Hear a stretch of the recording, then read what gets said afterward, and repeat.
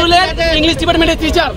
উনি মেয়েদেরকে ঘুরে কোচিং ছিল, কোচিং এ নিয়ত এবং ক্লাসে ঠিকমতো ক্লাস করতো না। মেয়েদেরকে দেখেন কি পরিমাণ মেসেজ দিত। উনি টিচার, উনি লিখছে কি করো শোনা, মিস ইউ। পরে স্টুডেন্ট বলছে স্যার ঘুমাই, আপনি কেমন আছেন? ও বলছে তোমার কাছে অনেক সেক্সি লাগতেছে। একটা আচ্ছা আমি ক্ষমা চাচ্ছি সবাই। কি বিষয় কেন ক্ষমা চাচ্ছেন? আমাদের অভিযোগ আছে, কি অভিযোগ আছে? আর কোনো মেয়েকে হ্যারাসমেন্ট করব, আর কোনো মেয়েকে কোচিং এ ডাকবো না, আর কোনো কোচিং এ ডাকবো। হ্যাঁ বলেন, আর কোনো মেয়ের বুকে পিঠে হাত দেব না, আর কখনোই এই ধরনের বুকে পিঠে হাত দেব না। হ্যাঁ, কোনো মেয়েকে সেক্সি লিখবেন না, না কখনোই। এবং ক্লাসে গিয়ে আপনি হচ্ছে যে উল্টাপাল্টা মেয়েদেরকে হচ্ছে যে কথা বলবেন না। উনি আমি রিজাইন করছি, রিজাইন দিতে আমি রিজাইন দিচ্ছি। হ্যাঁ সে রিজাইন দিচ্ছে। ওকে সবাই সাক্ষী। আমি কবির নজরুলের ইংরেজি ডিপার্টমেন্টের স্টুডেন্ট, ও কবির নজরুলের স্টুডেন্ট। সবাই হ্যাঁ কবির নজরুল কত সেশন দিল, কত সেশন পুতুল চন্দ্র বড় কত সেশন। সে মেয়েদেরকে হ্যারাস করতো। আমি সে এখন সকালের সামনে আমি উনি পুতুল চন্দ্র ওখানে দাঁড়া করেন, ওইখানে দাঁড়া করেন, উপরে দাঁড়াবে উনাকে এই পাশে ডাকা উপরে দাঁড়া করেন, উপরে দাঁড়া করেন।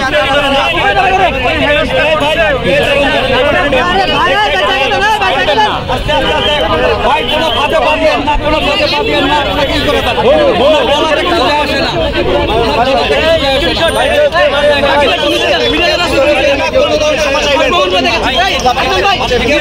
উনি কবি নজরুলের ইংলিশ ডিপার্টমেন্টের টিচার।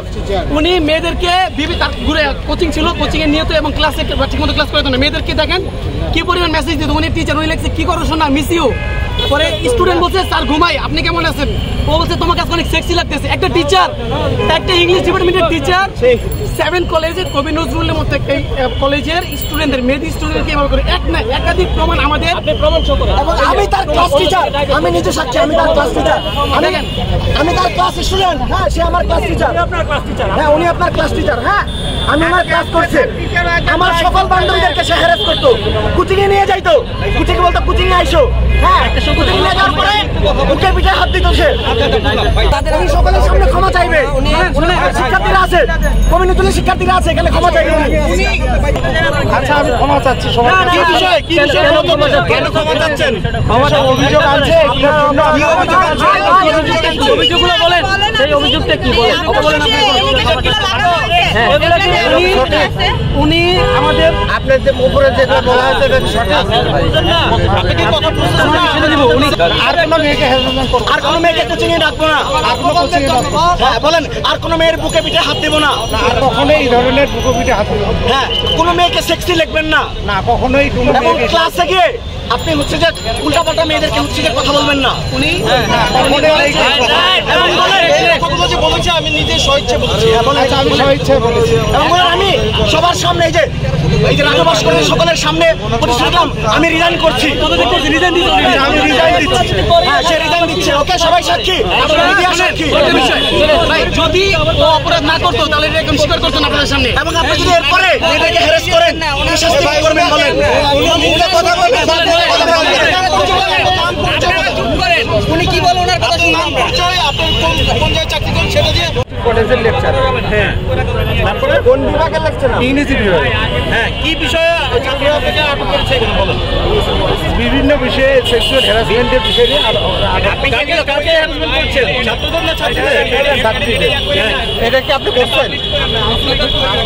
বলেন বলেন বলেন না। কেন আপনি কি হ্যারাসমেন্ট করছেন? ভাই কেন হবে না?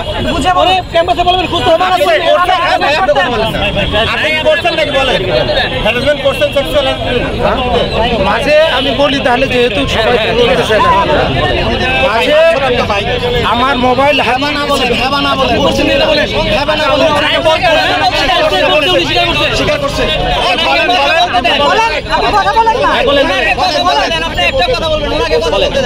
আচ্ছা মাঝে আমার হয়েও আজে বাজে কথা বলতে পারে, ওনাকে বলতে দেন, আপনি বলেন। আচ্ছা মাঝে আমার মোবাইল হারাইছে 2 বার, ঠিক আছে? সেটা আমি ভিডিও করেছিলাম।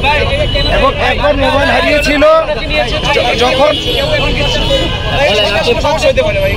আপনি বলেন, আপনি কথা